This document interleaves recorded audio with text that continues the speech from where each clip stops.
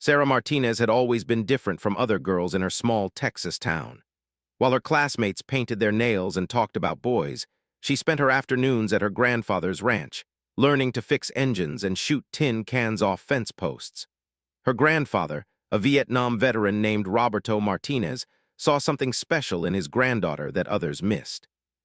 The morning everything changed started like any other. Sarah was 17, working at Murphy's gun shop after school to save money for college. She had dreams of joining the military, maybe even becoming a sniper like her grandfather had been. The other employees at the shop treated her like a mascot, letting her clean rifles and organize ammunition, but never taking her seriously when she talked about marksmanship. That Tuesday afternoon, a group of military recruiters walked into the shop. They wore crisp uniforms and confident smiles, the kind that came from years of convincing young people to serve their country. Sarah watched from behind the counter as they examined various firearms, discussing technical specifications with Murphy, the shop owner. "Excuse me," Sarah said, stepping forward with a rifle in her hands. "If you're looking for precision weapons, this M82 would be perfect for long-range operations." The recruiters turned to look at her, their expressions shifting from surprise to barely concealed amusement. One of them, a sergeant with graying temples, chuckled and nudged his companion. "That's sweet, honey, but we're here on business." Sarah felt her cheeks burn, but she pressed on. "I know these weapons inside and out.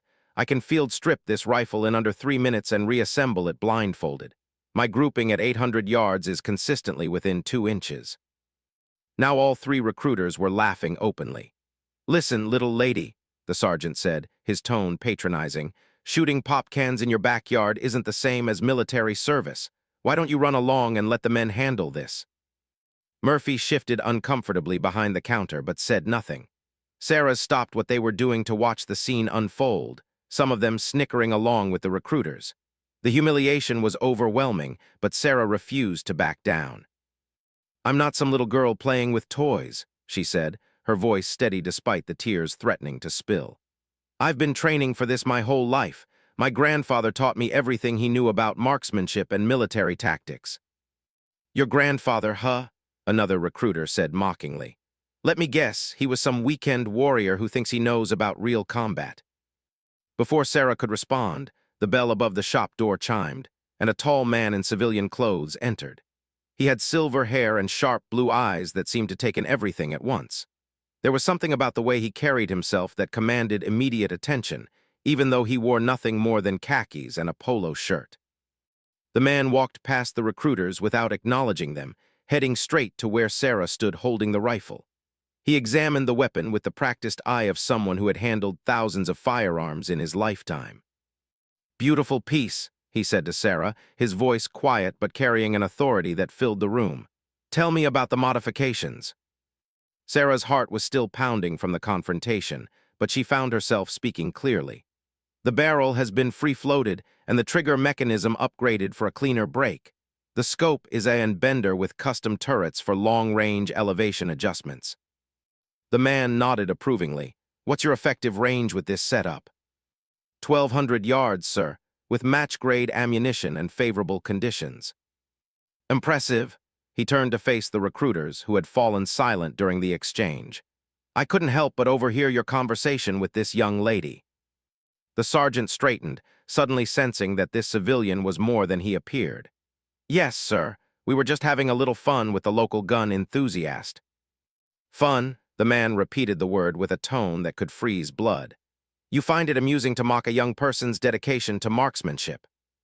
"Sir, with all due respect, we're professional military recruiters. We know talent when we see it." The civilian stepped closer to Sarah, his eyes never leaving the recruiters. "What's your name, young lady?" "Sarah Martinez, sir." "Martinez," he seemed to consider this for a moment. "Roberto Martinez's granddaughter." Sarah's eyes widened. "Yes, sir, how did you know?" Instead of answering directly, the man turned back to the recruiters. His voice dropped to barely above a whisper, but every word carried the weight of absolute authority. "Black Talon mark." The effect was immediate and dramatic. The color drained from the sergeant's face, and all 3 recruiters snapped to attention as if an electric current had passed through them.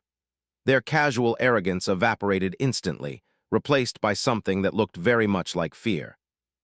Sir, the sergeant stammered, we had no idea. We apologize for any disrespect. You should apologize to Miss Martinez, not to me. The recruiters turned to Sarah, their earlier mockery replaced by genuine remorse. Ma'am, we sincerely apologize for our unprofessional behavior. We were completely out of line. Sarah looked between the recruiters and the mysterious civilian, completely bewildered by the sudden change in atmosphere. Whatever Black Talon mark meant, it had transformed three cocky military men into nervous subordinates in the space of a heartbeat. The civilian extended his hand to Sarah. My name is Colonel James Harrison, retired. Your grandfather and I served together in some very dangerous places. He saved my life more than once, and I owed him a debt I could never fully repay. Sarah shook his hand, still trying to process what was happening. Colonel Harrison, Grandpa mentioned you. He said you were the best commanding officer he ever had. Roberto was the finest soldier I ever had the privilege to serve with. He told me about you, Sarah. He said you had the makings of something special, but I had to see for myself. You came here to see me. Colonel Harrison smiled, the first time his stern expression had softened. Your grandfather called me 2 weeks ago. He said his granddaughter was ready for the next level of training, but he was worried the military wouldn't give you a fair chance because of your age and gender. Sarah felt a mixture of emotions flooding through her. Pride that her grandfather believed in her enough to call in favors, confusion about what was happening, and a growing excitement that maybe, just maybe, her dreams weren't as impossible as everyone seemed to think. What kind of training are you talking about, sir? Before Colonel Harrison could answer, the sergeant who had been mocking her earlier stepped forward hesitantly. Colonel Harrison, sir, if I may ask, what is your current capacity? We'd like to ensure we handle this situation appropriately. Harrison's expression hardened again. My current capacity is irrelevant to your behavior here today, Sergeant. What matters is that you just demonstrated the kind of short-sighted prejudice that costs good soldiers their lives in the field. He turned back to Sarah. As for your question, young lady, there are programs within the military that most people never hear about. Programs designed to identify and develop exceptional talent, regardless of conventional limitations. Sarah's pulse quickened. This sounded like something out of a movie, but the deadly serious expressions on everyone's faces told her it was very real. These programs, she asked carefully, are they legitimate? Completely legal and fully sanctioned by the Department of Defense. But they're highly classified, and candidates must be personally recommended by someone with the proper authority. Murphy, who had been listening to the entire exchange in stunned silence, finally found his voice. Colonel, with all due respect, Sarah's just a high school student. Surely there are age requirements. There are exceptions for exceptional circumstances, Harrison replied, and Miss Martinez's circumstances are very exceptional indeed. He looked directly at Sarah, his blue eyes intense and unwavering. Your grandfather's military record speaks for itself, but more importantly, he taught you skills that can't be learned in basic training. The question is, are you ready to find out what you're truly capable of? Sarah felt as though she was standing at the edge of a cliff, looking down into an unknown future that both terrified and thrilled her. Everything she had dreamed of, everything she had trained for, was suddenly within reach. But she sensed that accepting whatever Colonel Harrison was offering would change her life in ways she couldn't imagine. The shop had fallen completely silent except for the ticking of an old clock on the wall. The recruiters stood at attention, waiting to see what would happen next. Murphy gripped the edge of his counter, his knuckles white. Even the other customers had stopped what they were doing to watch this unprecedented scene unfold. Sarah looked down at the rifle in her hands, thinking about all the hours she had spent on her grandfather's ranch, perfecting her aim and learning the discipline that real marksmanship required. She thought about the dreams that had sustained her through years of being dismissed and underestimated. What would I have to do? She asked. Colonel Harrison's smile returned, and this time it reached his eyes. First, we'd need to verify that your skills match your grandfather's recommendations. There's a facility about an hour from here where we can conduct a proper evaluation. And if I pass? Then we discuss the next steps. But Sarah, I want you to understand something very clearly. The path I'm offering you isn't easier than conventional military service. It's harder, much harder. The standards are higher, the training more intense, and the missions more dangerous than anything you've probably imagined. Sarah felt her heart pounding, but her voice was steady when she replied. Sir, I've been preparing for something like this my whole life. Whatever the challenges are, I'm ready to face them. Colonel Harrison nodded slowly, as if he had expected that answer but needed to hear it for himself. Very well. Can you be ready to travel tomorrow morning? Yes, sir. Good, and Sarah, you might want to call your grandfather tonight. He's going to want to hear about this conversation. As the colonel turned to leave, the sergeant who had initially mocked Sarah stepped forward one more time. Sir, if I may ask, how will this affect our recruiting efforts in this area? Harrison paused at the door, his hand on the handle. When he spoke, his voice carried a warning that was unmistakable. Sergeant, I suggest you spend less time worrying about your recruiting quotas and more time learning to recognize genuine talent when you see it. The military needs soldiers who can think beyond their prejudices, not recruiters who perpetuate them. After he left, the shop remained silent for several long moments. Finally, Murphy walked over to Sarah and gently took the rifle from her hands. Well, he said quietly, I guess you won't be needing this job much longer. Sarah looked around at the faces staring at her, some with newfound respect, others with barely concealed envy. She realized that in the space of a single conversation, her entire world had shifted. Whatever happened next, there was no going back to being the girl who cleaned guns and dreamed of something bigger. That night, Sarah sat on her grandfather's porch, watching the sun set over the Texas landscape she had known all her life. Roberto Martinez listened silently as she recounted every detail of her encounter with Colonel Harrison. He said when she finished, using the affectionate Spanish term he had called her since childhood, I knew this day would come. I just didn't expect it to come so soon. Grandpa, what is Black Talon Mark? When Colonel Harrison said those words, those recruiters looked like they'd seen a ghost. Roberto was quiet for a long time, his weathered hands folded in his lap. When he finally spoke, his voice carried the weight of old memories and carefully guarded secrets. Black Talon Mark is a designation that very few people in the military have ever heard, and even fewer have earned. It identifies someone who has completed missions that officially never happened, in places that don't exist on any map. Sarah felt a chill run down her spine. You have that designation. It wasn't a question, and Roberto didn't treat it like one. I did things during my service that I can never talk about, not even to you. But I did them because they needed to be done, and because I had skills that could save lives. Is that what Colonel Harrison is offering me? A chance to be like you? No, he's offering you a chance to be better than me. The world has changed since I was young, and the skills needed to protect it have changed too. But the principles remain the same. Courage, precision, and the willingness to do what others cannot or will not do. Sarah stared out at the darkening sky, processing everything she had learned. Are you proud of what you did? Roberto reached over and took her hand. I'm proud that I served my country and protected people who needed protection. I'm proud that the skills I learned made a difference in the world. And I'm proud that I was able to pass some of those skills on to you. But the life I lived came with costs. I missed years of your grandmother's life because of deployments I couldn't talk about. I carry memories of things I can never share. It's a hard path, Sarah, and once you start down it, it changes you forever. They sat in comfortable silence as the first stars appeared overhead. Finally, Sarah spoke the question that had been building in her mind all evening. If you had to do it over again, would you make the same choice? Roberto squeezed her hand gently. Every time, but that's my answer. Tomorrow morning you'll have to give yours. Facility Colonel Harrison drove Sarah to look nothing like a military base. From the outside, it appeared to be an ordinary office complex surrounded by farmland, complete with a small parking lot and a sign identifying it as Meridian Agricultural Research.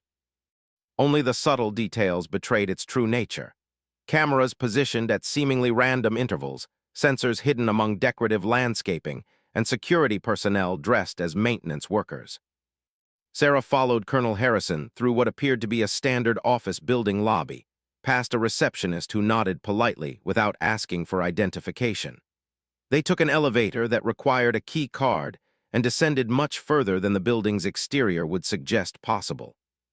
When the doors opened, Sarah found herself in a completely different world. The underground facility stretched in multiple directions, with corridors lined by reinforced concrete and steel. The lighting was bright and clinical, and the air carried the faint scent of gun oil and electronic equipment. "Welcome to Meridian Station," Colonel Harrison said as they walked down the main corridor. "This facility doesn't exist on any public records, and everyone who works here has clearance levels that most military personnel will never achieve."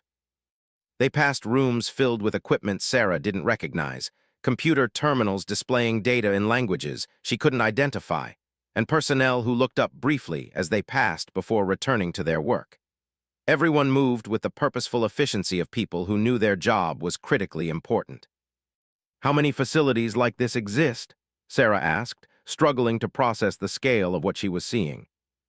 "I can't answer that question, but I can tell you that the work done here and in similar locations has prevented more conflicts than most people will ever know about." They stopped at a heavy door marked only with a number. Colonel Harrison pressed his palm against a scanner, and the door opened with a soft hiss. Inside was what appeared to be a briefing room, with chairs arranged around a large table and screens mounted on every wall. 3 people were already seated at the table. 2 women and 1 man, all wearing civilian clothes but carrying themselves with the unmistakable bearing of military professionals. They looked up as Sarah and Colonel Harrison entered, their expressions curious but guarded. "Ladies," Harrison said, "I'd like you to meet Sarah Martinez, Roberto Martinez's granddaughter." The reaction was immediate. All 3 people straightened in their chairs, and their expressions shifted to something approaching reverence. "Roberto Martinez," the older woman said. "The Roberto Martinez who extracted the Tehran embassy staff." "The same Roberto Martinez who held Position 7 for 18 hours during Operation Desert Shield?" asked the man. Sarah felt a surge of pride, hearing her grandfather's accomplishments acknowledged by people who clearly understood their significance. She was beginning to realize that Roberto's military career had been far more extraordinary than he had ever let on. "Yes," Harrison replied, "and based on his recommendations and my own observations, his granddaughter may have inherited more than just his name." The younger woman, who appeared to be in her early 30s, leaned forward with interest. "What kind of training has she had?" 15 years of informal instruction from Roberto himself, plus what I observed yesterday demonstrates natural ability that can't be taught." Sarah found her voice. "Excuse me, but shouldn't I be part of this conversation? You're talking about me like I'm not here." The 3 evaluators exchanged glances, and the older woman smiled approvingly. "She's right. I apologize, Miss Martinez.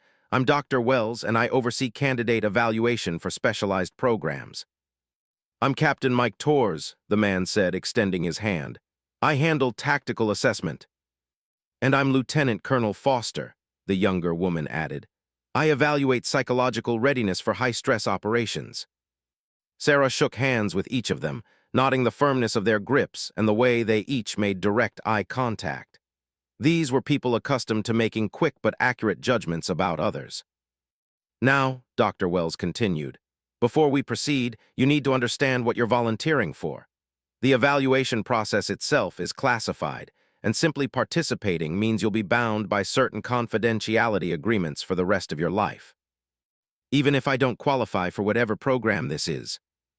Especially if you don't qualify. The methods we use to assess candidates reveal techniques and capabilities that must remain secret." Sarah looked around the room, taking in the serious faces watching her. She thought about her grandfather's words from the night before about choices that change you forever. This was clearly one of those moments. "I understand," she said. "What do I need to sign?" The paperwork took nearly an hour. Page after page of legal documents, security agreements, and medical waivers that made it clear Sarah was about to participate in something far beyond normal military recruiting. Some of the language was so technical she had to ask for explanations, but the overall message was unmistakable. She was agreeing to be tested in ways that could be physically and mentally demanding, and the results would determine whether she had access to opportunities that most people couldn't even imagine. When the documents were complete, Captain Torres led her to an adjoining room that contained what looked like the most advanced shooting range Sarah had ever seen. Instead of simple paper targets, the facility featured moving targets, variable lighting conditions, and obstacles that could be reconfigured electronically. "We'll start with basic marksmanship," Torres explained, handing her a rifle she didn't recognize. This is a custom weapon designed specifically for evaluation purposes. It's equipped with sensors that will track not just your accuracy, but your breathing patterns, muscle tension, and reaction times. Sarah examined the rifle carefully. It felt perfectly balanced in her hands, and the scope was clearer than anything she had used before. What's the effective range? For this exercise, we'll start at 300 yards and gradually increase the distance based on your performance.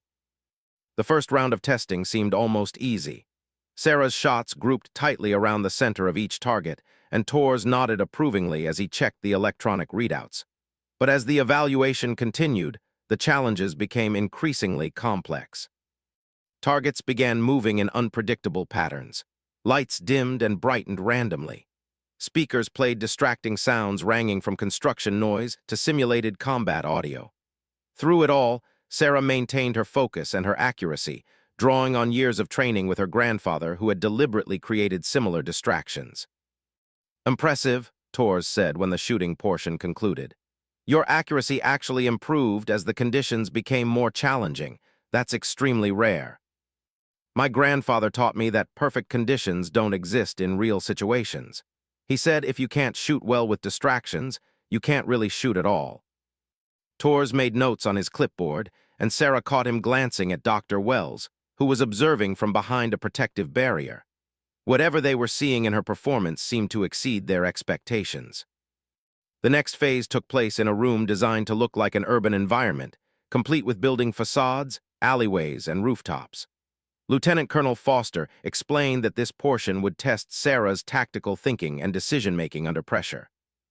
"You'll be presented with a series of scenarios," Foster said. "Some will require immediate action, others will require patience and observation. The key is making the right choice for each situation, not following a predetermined script." The scenarios were unlike anything Sarah had experienced. Holographic figures appeared throughout the simulated cityscape, some clearly hostile, others ambiguous, and some obviously innocent. She had to decide in split seconds whether to engage, withdraw, or continue observing. Some scenarios had no clear solution, forcing her to choose the least harmful option from several bad alternatives. What struck Sarah most was how real it all felt. The technology created environments so convincing that she found herself genuinely concerned about the safety of civilian figures she knew were just projections. Her heart raced during particularly intense scenarios, and she could feel sweat on her palms despite the room's cool temperature. "Time," Foster called after what felt like hours, but had probably been only minutes. Sarah lowered her weapon and turned to face the evaluators. All three were studying displays that showed data she couldn't interpret, their expressions revealing nothing about her performance. "How did I do?" she asked. "That's not a question we can answer yet," Dr. Wells replied. "But I can tell you that your responses were consistent with someone who understands that every action has consequences, and that sometimes the best choice is the one that minimizes harm rather than maximizes success." The final phase of evaluation took place in Dr. Wells' office, a surprisingly comfortable room lined with and decorated with artwork that had nothing to do with military operations. Sarah found herself wondering if this was intentional, a way to help candidates relax before what she suspected might be the most challenging part of the process. "Tell me about your motivations," Dr. Wells began. "Why do you want to serve your country?" It seemed like such a simple question, but Sarah sensed there were layers of complexity beneath it. She thought carefully before answering. "I want to serve because I have abilities that could make a difference, and I believe that people with special skills have a responsibility to use them for something greater than themselves. Even if using those skills requires you to do things that most people would find morally questionable." Sarah felt the weight of the question. "I think morality isn't always about following simple rules. Sometimes doing the right thing means making choices that look wrong from the outside." Dr. Wells made notes, then looked up with a more personal expression. "Your grandfather served in operations where the lines between right and wrong were often blurred. He made decisions that saved lives but also took lives. Are you prepared for that kind of moral complexity?" "Dr. Wells, I've been thinking about this since I was old enough to understand what my grandfather did during his service. I know that the world isn't a simple place, and that protecting innocent people sometimes requires doing things that innocent people shouldn't have to think about. And if you discovered that a mission you had been assigned conflicted with your personal beliefs. Sarah considered this carefully. I think that would depend on whether the conflict was about methods or objectives. If I believed the overall goal was right but disagreed with the approach, I'd try to find alternatives. If I believed the goal itself was wrong, I'd have to follow my conscience, even if it meant facing consequences. Dr. Wells smiled for the first time during the interview. That's a mature answer from someone your age. Most adults struggle with that distinction. The conversation continued for another hour, covering topics ranging from Sarah's family relationships to her academic interests to her long-term goals. Some questions seemed random, but Sarah suspected they were all designed to reveal aspects of her personality and judgment that couldn't be measured through shooting tests or tactical scenarios. When the formal evaluation finally concluded, Sarah found herself back in the original briefing room with Colonel Harrison and the three evaluators. The atmosphere was different now, less formal but more intense. Miss Martinez, Dr. Wells began, your performance today was exceptional. Your marksmanship scores placed you in the top 5% of all candidates we've ever tested, including military personnel with years of experience. Sarah felt a surge of pride, but Dr. Wells continued before she could respond. More importantly, your tactical decision-making and psychological profile indicate someone with the judgment and emotional stability required for the most demanding assignments. Captain Torres leaned forward. What this means is that you're being offered admission to a program that exists within the military, but operates under different rules than conventional service. What kind of different rules? Lieutenant Colonel Foster answered. Participants in this program receive training that isn't available anywhere else in the world.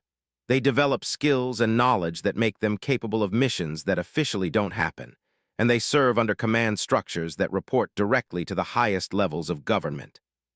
Sarah felt her heart racing again. This was everything she had dreamed of and more, but the magnitude of what they were describing was almost overwhelming. What would happen to my normal life, my family, my plans for college? Colonel Harrison spoke for the first time since the evaluation began. Sarah, if you accept this opportunity, your life as you know it will essentially end. You'll be given a new identity for security purposes, and your contacts with your previous life will be limited and carefully monitored. Even my grandfather, especially your grandfather, his connection to you would make you both targets for people who would like to eliminate individuals with your combined knowledge and capabilities. The room fell silent as Sarah absorbed this information. She had expected the program to be demanding, but she hadn't anticipated that it would require her to essentially disappear from her own life. How long would this separation last? That depends on your assignments and the global security situation, Dr. Wells replied. Some participants eventually return to civilian life after several years of service. Others find that their skills and knowledge make normal life impossible. And if I say no, then you return to your previous life with the understanding that everything you've seen and heard today remains classified forever. You'll be monitored periodically to ensure compliance, but otherwise you'll be free to pursue whatever path you choose. Sarah stared at the table, trying to process the magnitude of the decision she was being asked to make. Everything she had worked toward was being offered to her, but the price was higher than she had ever imagined. I need to think about this. Of course, Colonel Harrison said, but you should know that opportunities like this don't come along often, and circumstances change rapidly in our line of work. How long do I have to decide? 24 hours. We'll need your answer by tomorrow evening. As they prepared to leave the facility, Dr. Wells handed Sarah a sealed envelope. This contains additional information about the program and what your service would involve. Read it carefully, but remember that the information inside is classified at the highest levels. The ride back to town passed in near silence. Sarah stared out the window at the familiar Texas landscape, wondering if she was seeing it for the last time as the person she had always been. Colonel Harrison seemed to sense her internal struggle and gave her space to think. Only as they reached the outskirts of her did he speak. Sarah, I want you to know that whatever decision you make, I respect you for making it based on your own judgment rather than just following someone else's expectations. Colonel, can I ask you something? Of course. Do you ever regret the choices you made, the path you took? Harrison was quiet for several moments. I regret some of the things I had to do, and I regret some of the prices I had to pay. But I don't regret the decision to serve, and I don't regret the lives that were saved because of the work people like your grandfather and I were willing to do. That evening, Sarah sat alone in her room, reading the classified documents Dr. Wells had given her. The information was staggering in its scope and implications. The program she was being offered admission to was responsible for operations that had prevented terrorist attacks, stopped the proliferation of weapons of mass destruction, and eliminated threats to national security that the public would never hear about. Participants received training from the world's leading experts in fields ranging from languages and cultures to advanced combat techniques and cutting-edge technology. They operated with resources and authority that conventional military units could never access. And they took on missions that required not just skill and courage, but the willingness to operate in moral gray areas where the only guide was personal judgment and the greater good. But the personal costs were equally staggering. Participants often spent years away from home, sometimes in deep cover assignments that lasted so long they had to develop entirely new identities. Relationships with family and friends became impossible to maintain. Some participants never returned to civilian life at all, finding that their skills and knowledge made them permanent assets of the intelligence community. As she finished reading, Sarah realized that her grandfather had probably faced a similar choice decades earlier, and had chosen the path of service despite knowing the costs. She understood now why he had been so careful about discussing his military career, and why he had seemed both proud and sad when talking about his service. The choice before her wasn't just about her career or her dreams. It was about what kind of person she wanted to become, and what kind of life she was willing to live in service of something greater than herself. Sarah woke before dawn with her decision made. The clarity had come to her sometime during the night, not as a sudden revelation, but as a quiet certainty that seemed to settle into her bones. She dressed carefully, putting on clothes that felt like armor for the conversation she was about to have. Her grandfather was already in the kitchen when she came downstairs, sitting at the small table where he had eaten breakfast for the past 40 years. Steam rose from his coffee cup, and he looked up as she entered, his weathered face showing that he had slept as little as she had. He said softly, "Good morning, Grandpa." Sarah poured herself coffee and sat across from him, the classified documents from Colonel Harrison lying on the table between them. "You've read everything." "Yes." Roberto studied her face with the careful attention he had always paid to details that mattered. "And?" Sarah met his eyes directly. "I'm going to accept." He nodded slowly, as if he had known what her answer would be but had hoped he might be wrong. "Tell me why." "Because I have abilities that could save lives, and because turning away from that responsibility would mean those lives might be lost for no better reason than that I was afraid or selfish." "And the costs?" Sarah's voice wavered slightly, but remained strong. "The costs are real, and they're higher than I want to pay. But Grandpa, you taught me that some things are more important than personal comfort. You taught me that having the ability to protect people who can't protect themselves creates an obligation." Roberto reached across the table and took her hand. "I taught you those things because I believed them. I still believe them.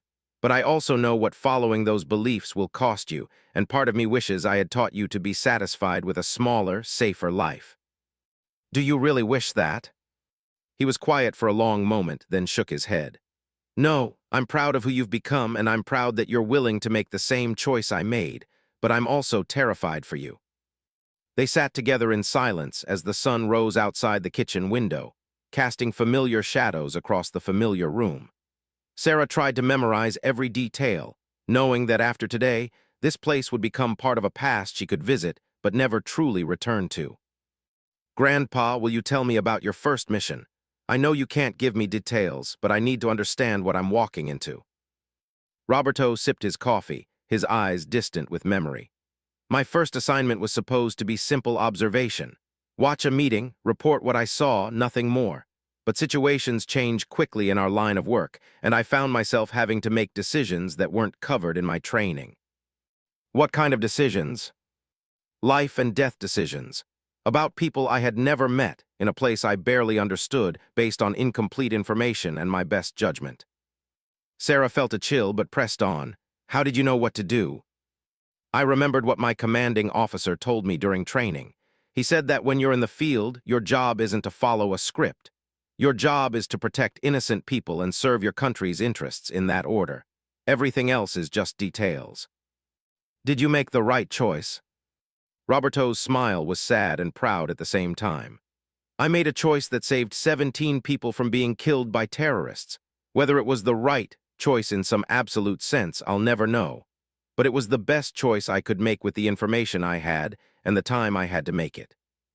2 hours later, Colonel Harrison arrived to drive Sarah back to the Meridian facility. Roberto walked with them to the car, moving with the careful dignity of an old soldier who understood the significance of the moment. Take care of her, Roberto said to Harrison, extending his hand. I give you my word that she'll receive the finest training available, and that she'll never be asked to do anything that isn't necessary. Roberto turned to Sarah and pulled her into a long embrace. Remember who you are. No matter what happens, no matter what you have to do, remember that you come from people who love you and believe in you. I love you too, Grandpa. As the car pulled away, Sarah watched through the rear window until her grandfather disappeared from view. She felt as though she was watching her childhood recede into the distance, leaving behind everything safe and familiar for a future that was both terrifying and exhilarating. The return trip to Meridian Station passed quickly. Colonel Harrison explained some of the administrative details of what would happen next, but Sarah barely heard him. Her mind was focused on the magnitude of the step she was taking and the knowledge that there would be no going back. At the facility, she was greeted by Dr. Wells, who led her through a different section of the underground complex. This area was clearly designed for long-term residents, with comfortable living quarters, recreational facilities, and classrooms equipped with technology Sarah had never seen before. This will be your home for the next 18 months, Dr. Wells explained. During that time, you'll undergo intensive training in languages, combat techniques, intelligence analysis, technology systems, and cultural immersion. 18 months before I'm ready for field assignments. 18 months before you're ready for basic field assignments. Advanced training continues throughout your career, adapted to specific mission requirements. They stopped at a door marked with only a number. Dr. Wells handed Sarah a key card. This is your room. You'll find everything you need for the immediate term, and additional items can be requested through the facility quartermaster. The room was larger than Sarah had expected, with a comfortable bed, desk, wardrobe, and a small sitting area. There were no windows, but the lighting was designed to simulate natural daylight. Personal touches like books and artwork were allowed, but everything had to be approved for security reasons. Dinner is at 1800 hours in the main cafeteria, Dr. Wells continued. Tomorrow morning at 0600, you'll begin orientation with your training cohort.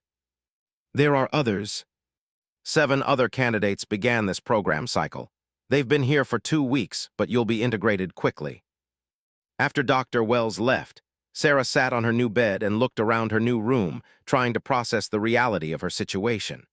She was now officially part of something that most people would never know existed, training for missions that would never be acknowledged, in service of a country that would never be able to thank her for what she was about to do. That evening in the cafeteria, Sarah met her fellow trainees. They were a diverse group from different military branches and civilian backgrounds, but all shared the same intense focus and quiet confidence that she recognized in herself.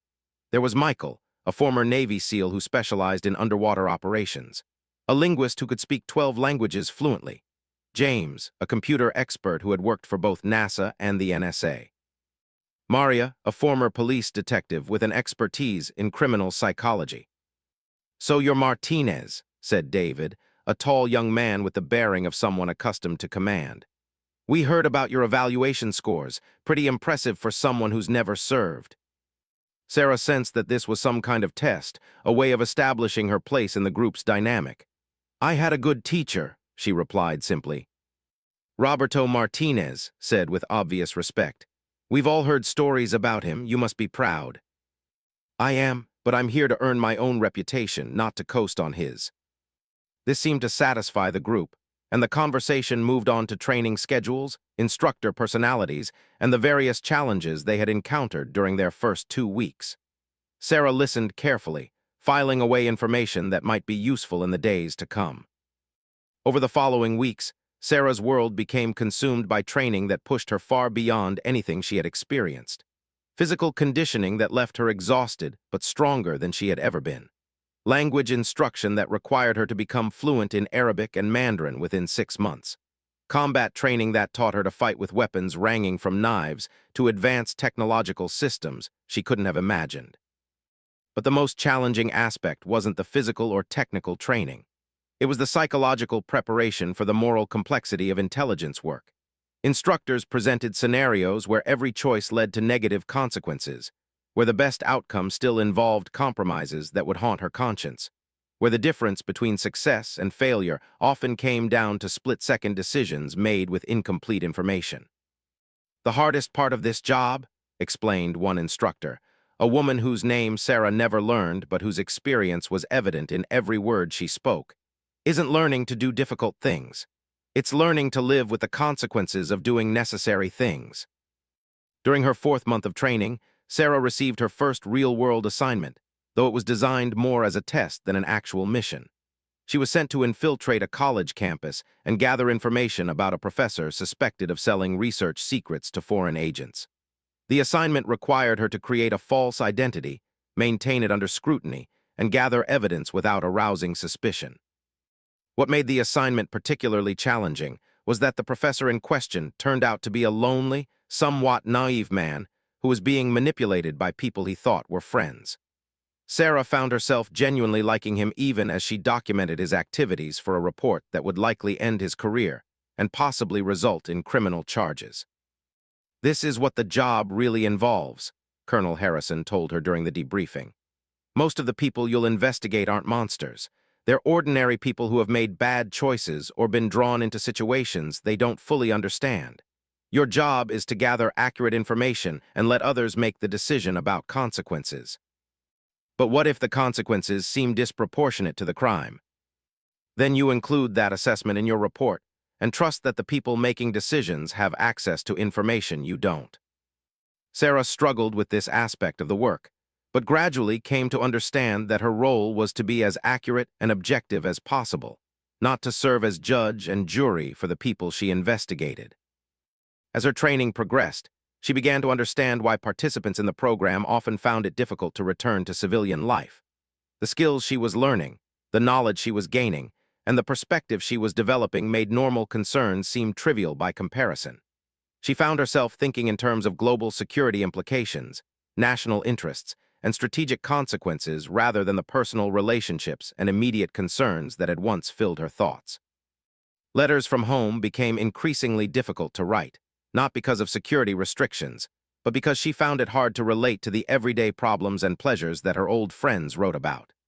Their concerns about grades, relationships, and career choices seemed to belong to a different world from the one she now inhabited. During her final month of basic training, Sarah received news that changed everything.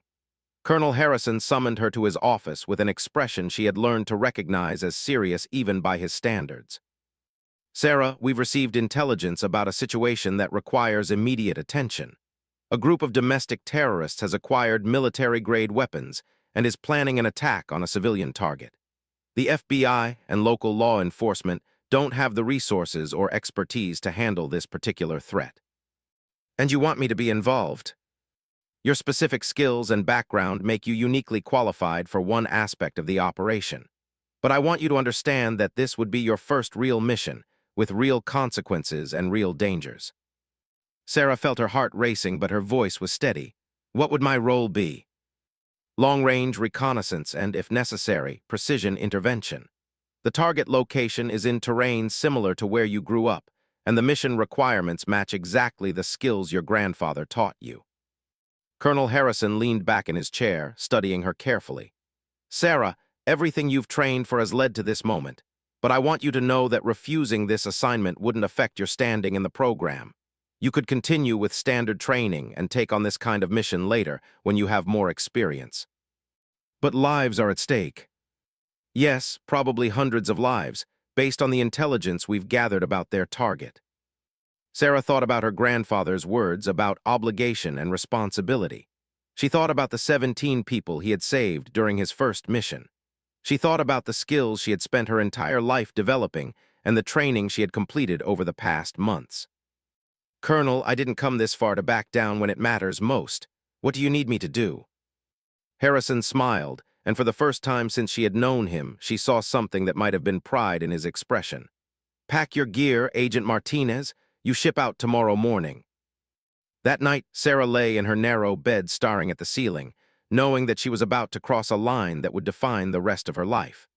Tomorrow, she would use her skills not in training, but in reality, against real enemies who posed real threats to innocent people. She thought about the girl who had walked into Murphy's gun shop, what felt like a lifetime ago. The girl who had dreamed of serving her country, but had no idea what that service would actually require. That girl had been laughed at by recruiters who couldn't see past their own assumptions about age and gender. Tomorrow, she would prove that their laughter had been not just wrong, but dangerously short-sighted. Tomorrow, she would demonstrate that the qualities they had dismissed as irrelevant were exactly what the country needed in its most dangerous moments. As she finally drifted off to sleep, Sarah's last conscious thought was a promise to her grandfather and to herself. She would honor the training he had given her and the trust the program had placed in her. She would prove worthy of the Black Talon mark designation that had transformed her life.